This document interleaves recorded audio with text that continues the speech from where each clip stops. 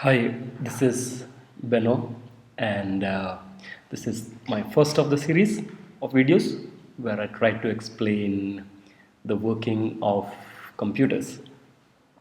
Now, for the first one, we'll start off with file systems.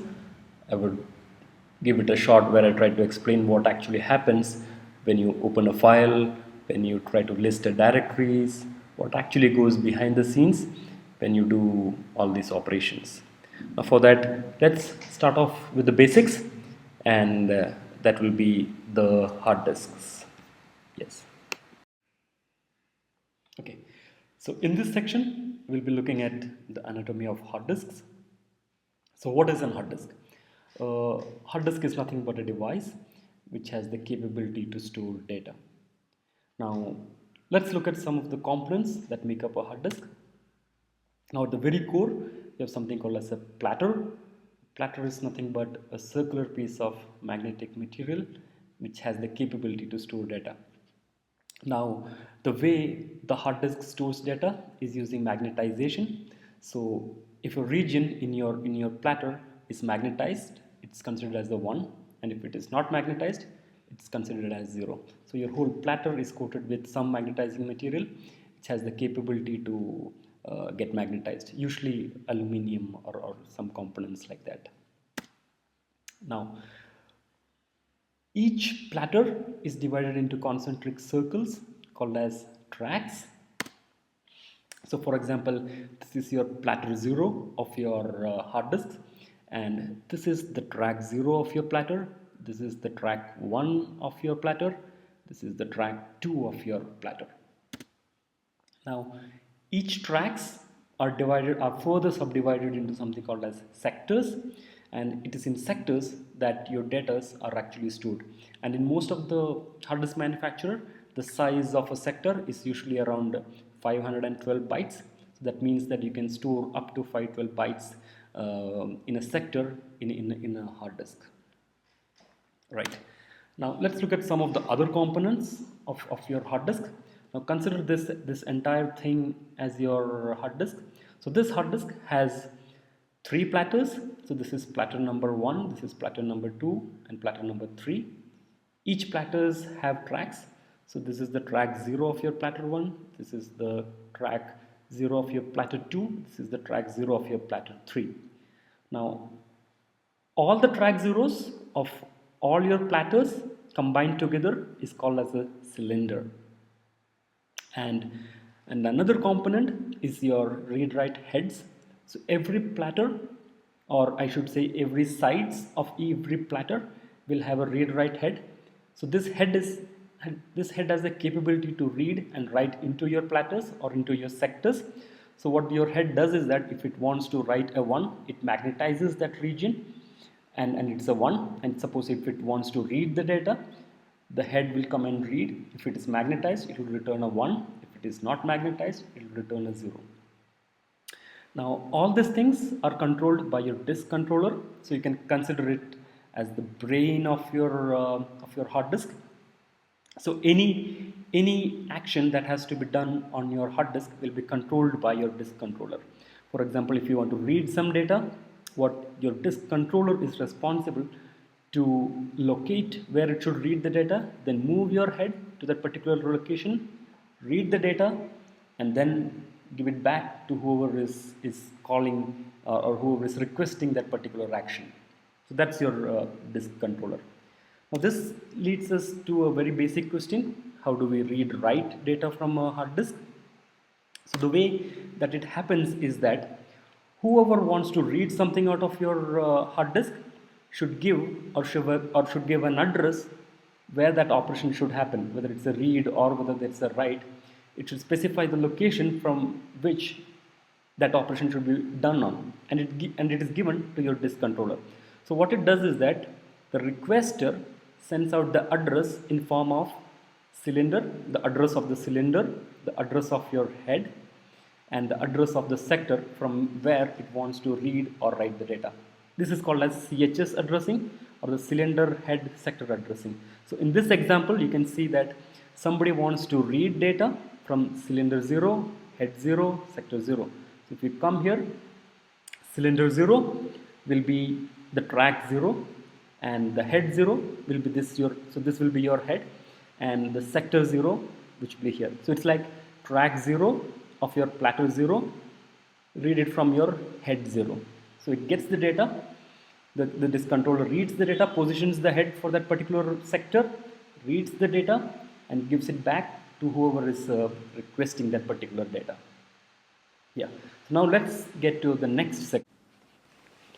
Okay, so in our last section, we had a look at the structure of a hard disk, and in this section, we'll be looking at how do we communicate with that hard disk, or how the OS or the CPU send out instructions to your hard disk, say for an operation like reading a block of the data, or writing a block of data, how these things are communicated to the hard disk. Now for that, briefly, we'll just have a look at how communications happen in humans. Now suppose two people have to talk to each other, and somebody has to say hello, and he just says hello. So what happens there? Now what are the requirements for an effective communication to happen? First thing is, you need a speaker. Definitely what you will also require is a listener. You need a voice and a language, so that the other person can understand what the opposite person is trying to say. And also one more thing that you require is a medium to propagate the audio signals from the speaker to the listener. In the human case, it's the air which propagates the audio signals from the speaker to the listener. Now there's one more thing. What if you have more than one listeners? Then it becomes important to address to whom you're talking to. So the final requirement for an effective communication is that you also need to address the person whom you're trying to talk to. So in this case, you're talking to Linda, so you have to specifically say, hello Linda. So the final requirement for an effective communication is addressing. Okay. Now, while communicating with your hard disk, there are different standards that exist through which a CPU or an OS can talk to your hard disk. Some of the examples are ATA and SCSI, or Small Computer System Interface. So the short form for which is SCSI. Now we'll be specifically looking at SCSI. Now SCSI has different versions. It has a narrow SCSI, it has wider SCSI, it has ultra SCSI. But for our simplicity and for the basic understanding, we'll have a look at the narrow SCSI. So SCSI is nothing but a standard used to communicate to your hard disk. Now, as I told earlier, in humans we have a speaker and a listener, and in SCSI what you have is an initiator and a target. So initiator is equivalent to a speaker, and target is equivalent to a listener. So initiator initiates the conversation or tells what it needs, or starts the execution of a command, and the target is responsible to responding to it. Okay, so the next thing is, how do you communicate? For humans, it's the language and the voice. For SCSI, it's the SCSI commands. There are a host of commands, like for example, if you want to read something, the command is read. If you want to write something, the SCSI command is write.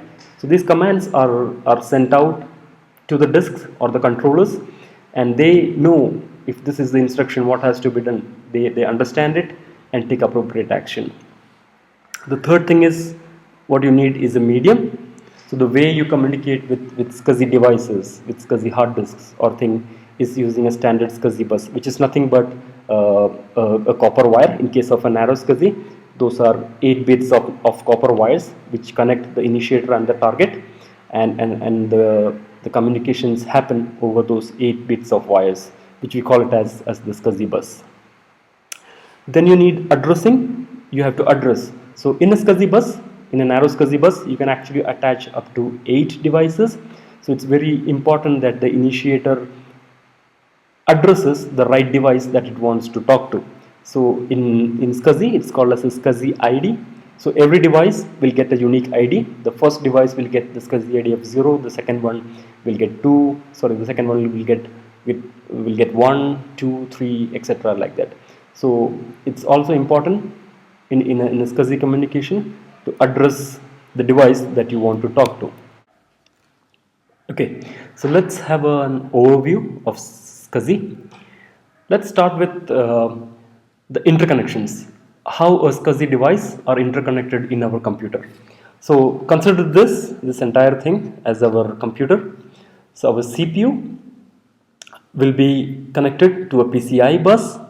The PCI bus will be connected to something called as a bus adapter. The bus adapter will be connected to your SCSI bus, and all your SCSI devices will be attached on your SCSI bus. Now, what does host adapter do? Now, the CPU doesn't directly talk to your SCSI devices. It doesn't understand SCSI commands. So what it does is that it only understands PCI commands effectively. So what it does is that it puts the commands, whatever it has to do, the operations, into the PCI bus.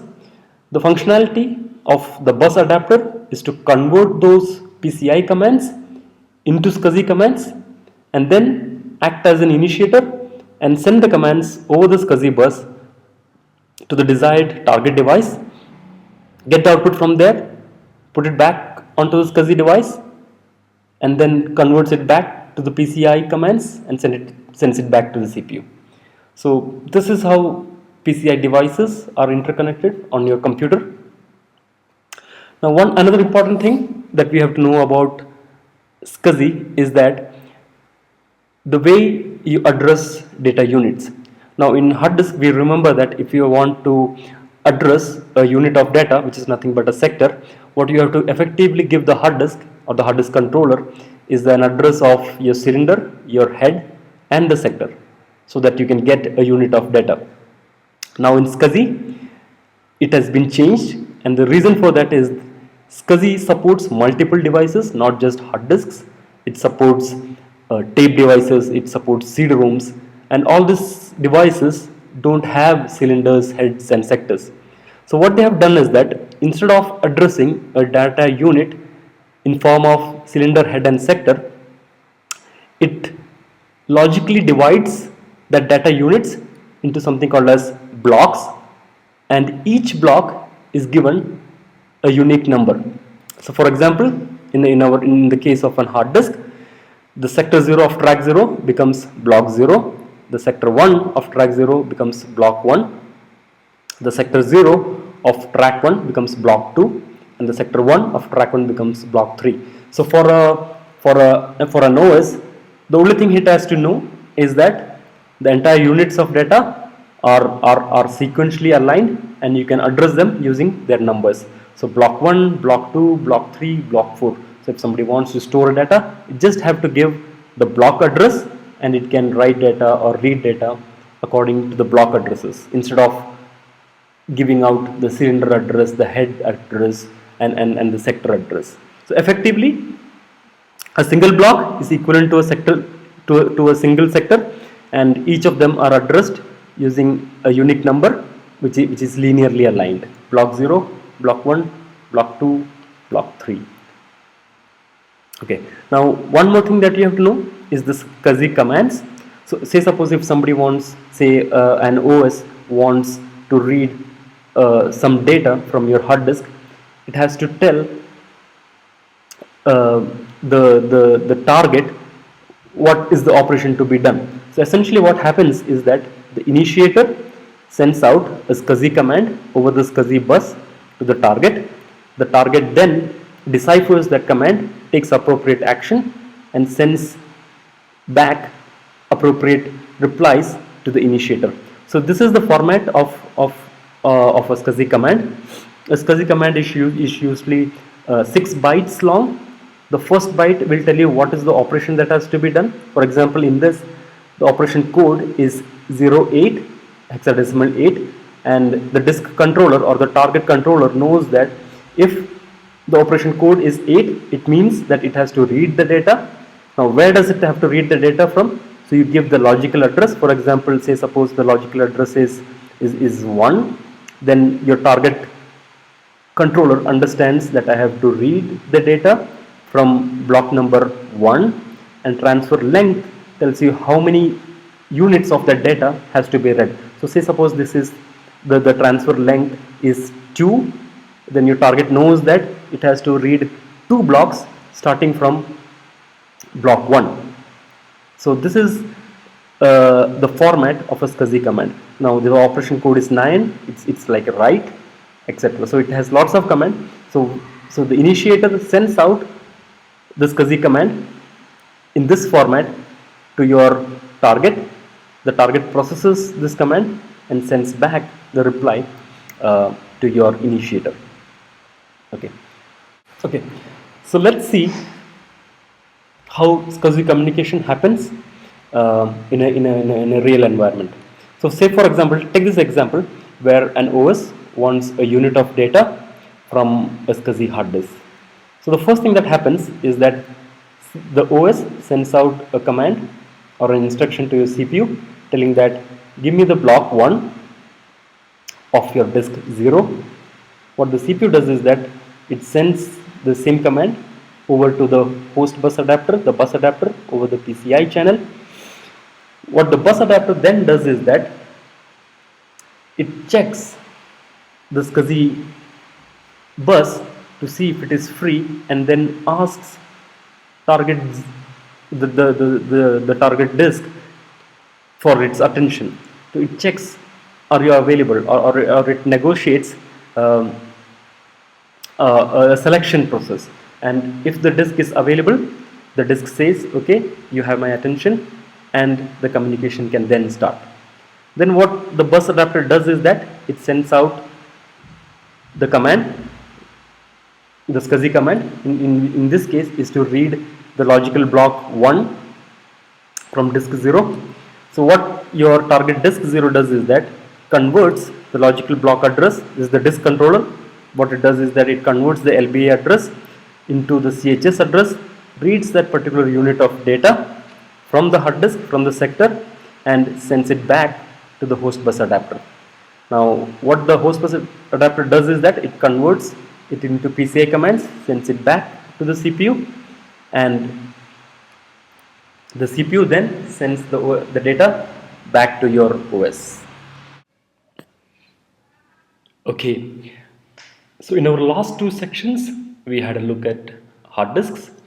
We learned that the hard disks are divided into cylinders, heads, and sectors, and data will be actually stored on your sectors. Then we also learned about what are the different mechanisms that can be used to talk to those hard disks. We learned about SCSI. We learned that in SCSI you have an initiator, you have a target. The initiator sends out SCSI commands to the SCSI targets to read or to write data. We also learned that in hard disks, a data unit is addressed using the cylinder, head, and sectors, while the SCSI standards gives you blocks. You address a data unit using blocks. Each blocks have a unique number, and in most cases the block size is equal to a sector size. So now we know how to read and write to a hard disks. Now let's look at file systems. Now if you look at or compare your hard disk to a book where you have lots of data, you have lots of pages of data. Now consider this as a book for cooking, and if you want to learn how to cook fish, how do you do that? There are different options available for you. What you can do is that you can go through the entire pages and figure out where the lesson or where are the pages which tell you how to cook fish. Now that's a very difficult thing. It's very difficult to figure out or to read the entire book and then figure out the pages which contain data to cook fish. So what do you do? So the solution for that is something called as the table of contents. For every book, initially what you get is a table of contents which tell you what are the chapters and what are the pages in which you can find that data. Now similarly, for hard disks, we can store data randomly, but we also need a way to organize all this data in a meaningful way. And that's what a file system is all about. Now for file systems, what they do is that the entire data that is on a hard disk is organized as files and directories. Directories tell you, or a way, the directories are a way to organize your files. So in a hard disk, you have the data. Consider data as the contents of your files, and metadata is a section which tells you how to find those data. Now, the visible part of a metadata for the end user is definitely directories and files. So consider the directories and the files as metadata, and the contents of the file as data. So we call, in terms of file system, we call the table of contents as metadata, and we call the contents of a file as data. So this is the structure of a Unix file system. I'm specifically talking about Unix file system here, especially ext2 file system. It's the name of the file system that Linux uses. But the concepts are almost similar even for Windows and Macs. Might not be the exact way, but they work in similar way to get to the end results. So in Unix, you have something called as, this is your root, which is equivalent to, for Windows users, it will be equivalent to your C drive. And in this folder, you have your other subfolders like bin, as bin, home, and inside these directories, you can have your files A, B, C, or whatever it is. So this is the metadata part, which is visible to the end users. There are a lot of other metadatas also, but we'll talk about that a bit later. Okay, so that's what the file systems are: a way to organize, or a way to organize your data, and a method to retrieve them effectively. That's what a file system is. Now let's dig a bit more deeper into file systems. Okay, now first thing, how does file system read or write data? Now if you remember, in a normal hard disk, you have sectors. So you have sector 0, sector 1, sector 3, sector 4, sector 8. But if you are interacting with that hard disk using the SCSI standard, then you don't give them, or you don't give the address as a sector, but you give them in terms of blocks.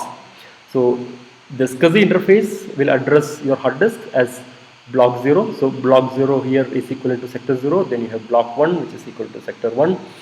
Then you have block 4, 5, 6, 8.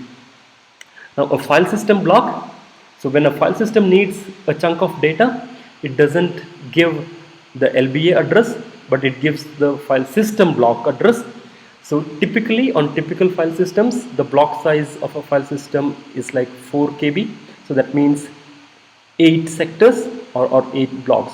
So every read and write in a file system happens in terms of file system block size. So usually people call it as the block size of a file system, and most of the cases the block size is like 4 KB.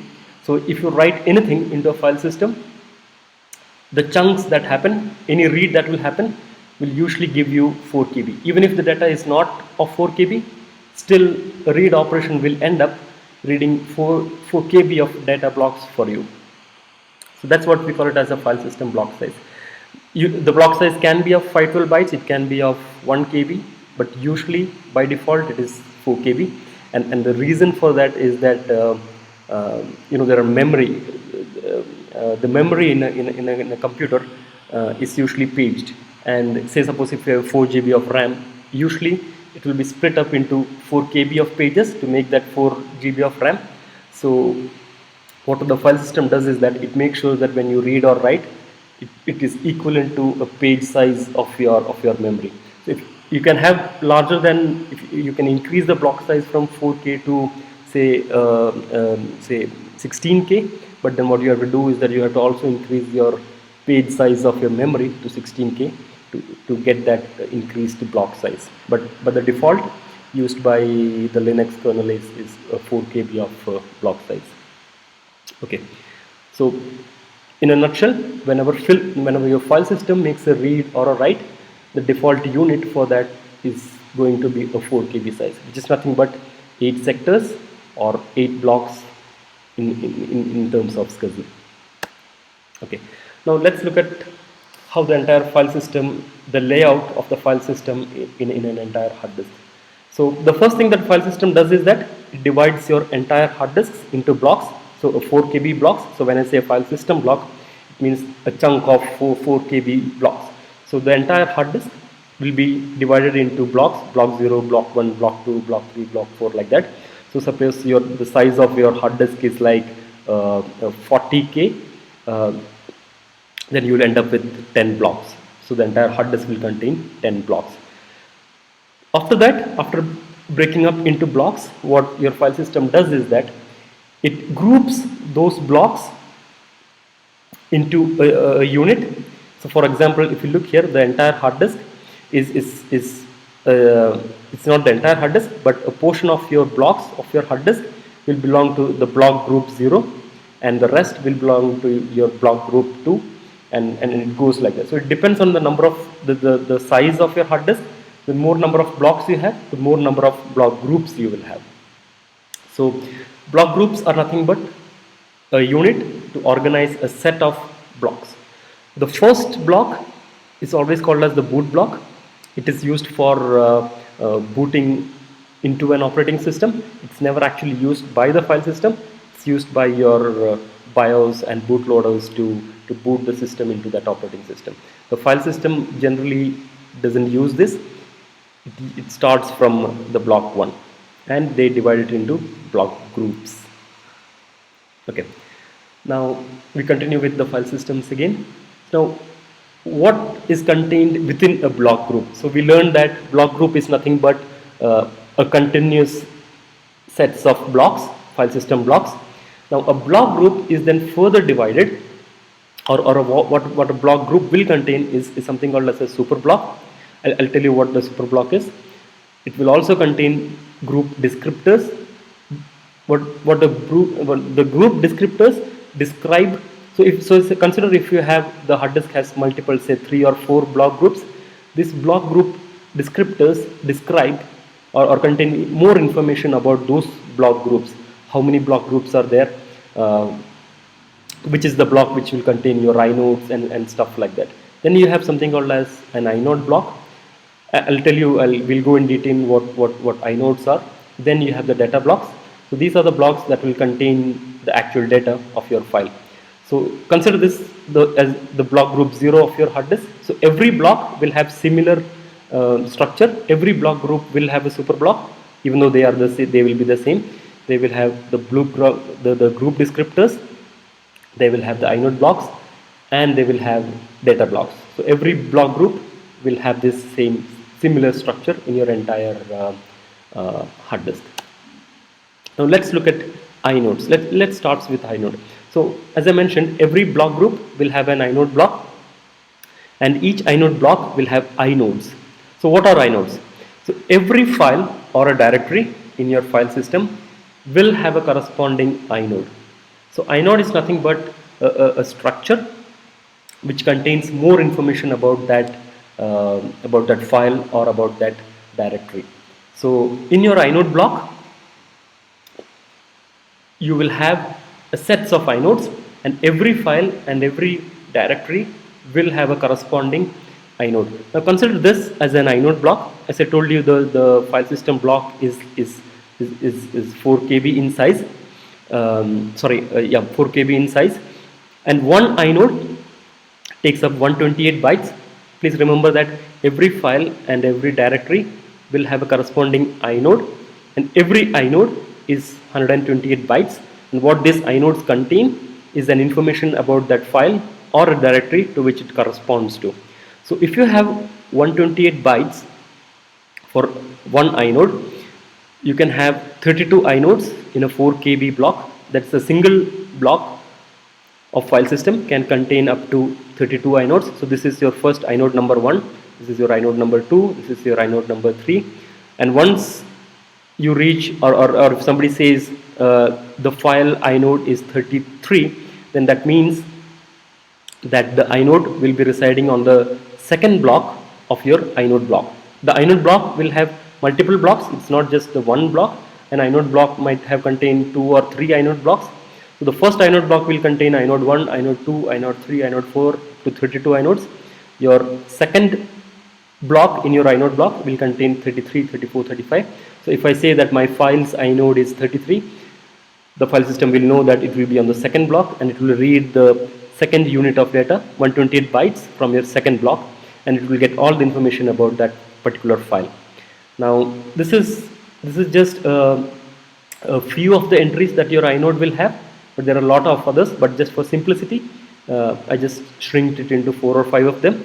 So some of the information that your inode will contain is who is the owner of the file, what is the mode, what are the permissions to that file, whether that file is a directory or is it a normal file or is it a device file. It will also have timestamps, when this file was created, when this file was modified, etc.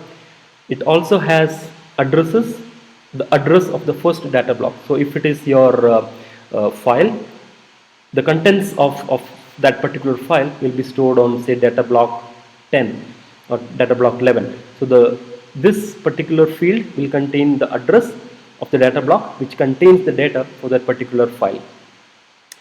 Then there is something called as indirect addressing. I won't be discussing it here.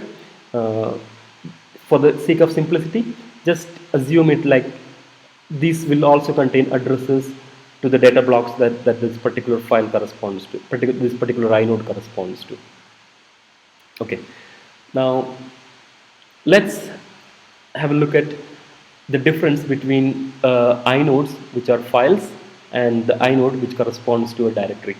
The main difference is if the inode belongs to a file, the data block will contain the actual data of your file, and if your inode is a directory, the data block, it will also have a data block, but the data block won't have data because directories don't contain data. Your directories contain files.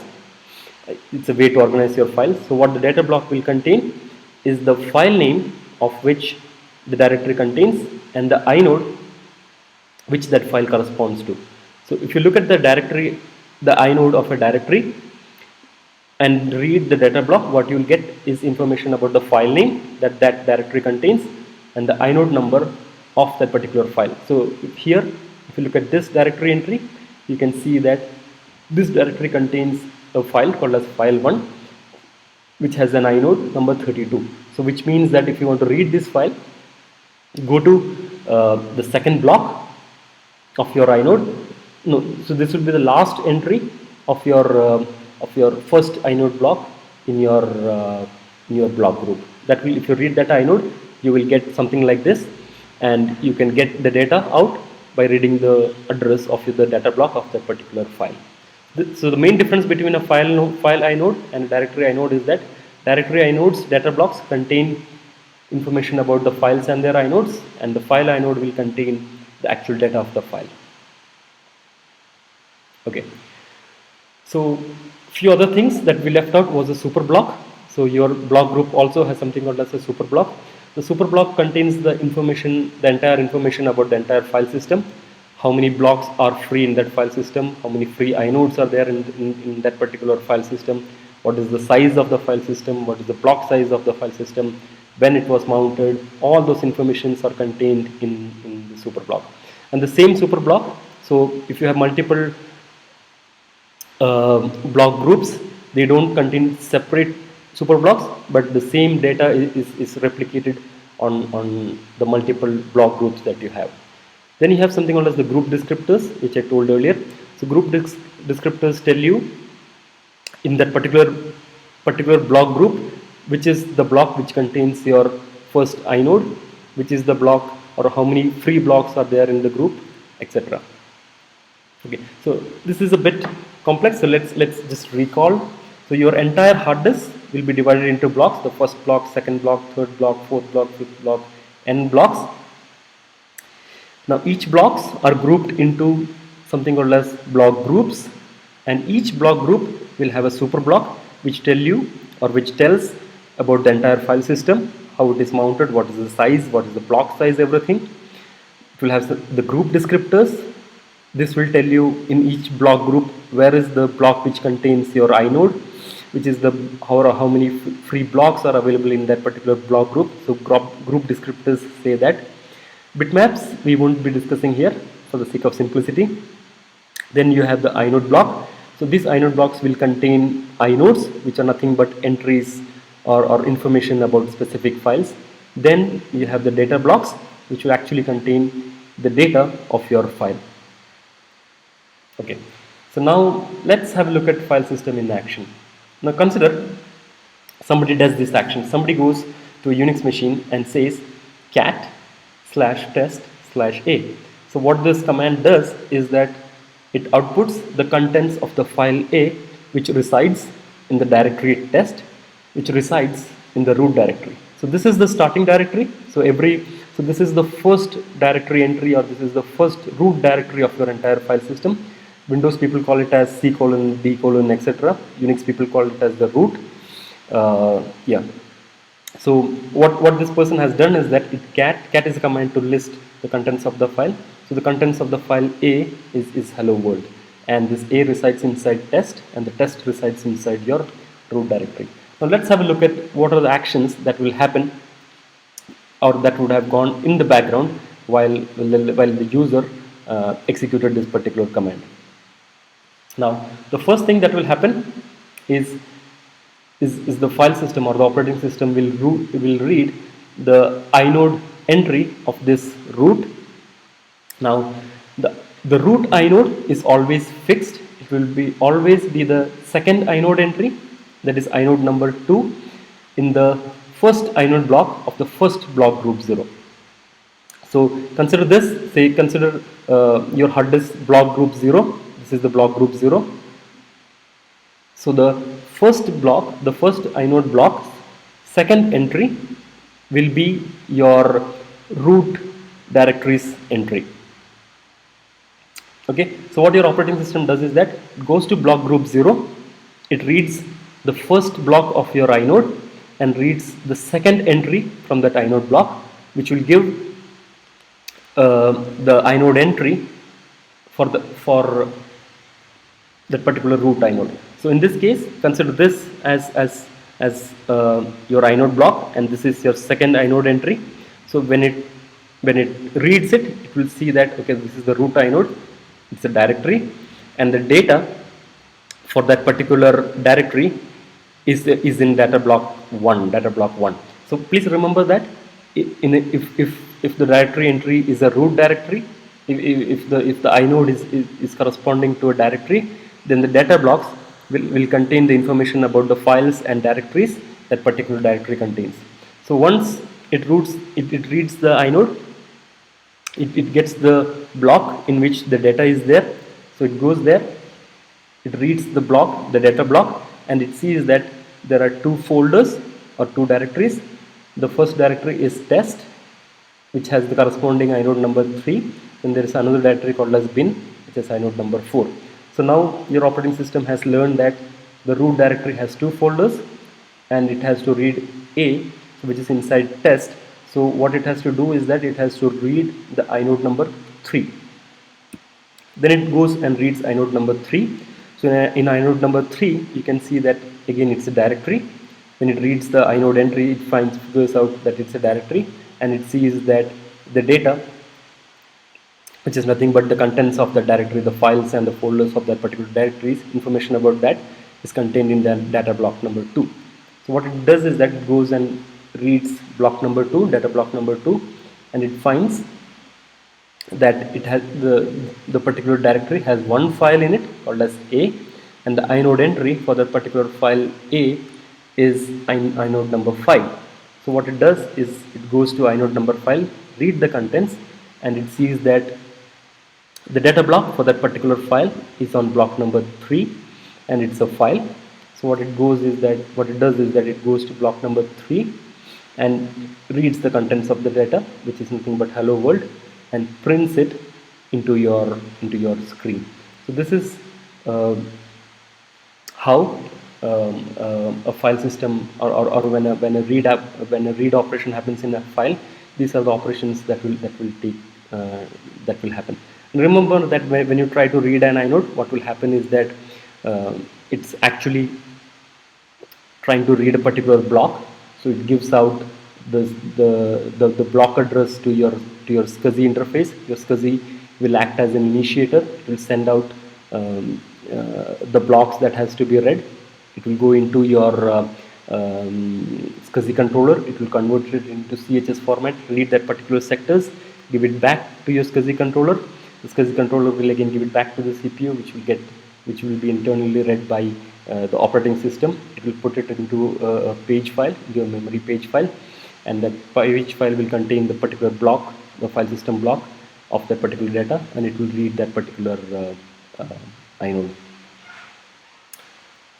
Yep, that brings us to the end. Hope it was helpful, and if you have any feedbacks or comments, you can drop in comments, or you can mail me at bennojoy@gmail.com. Thank you.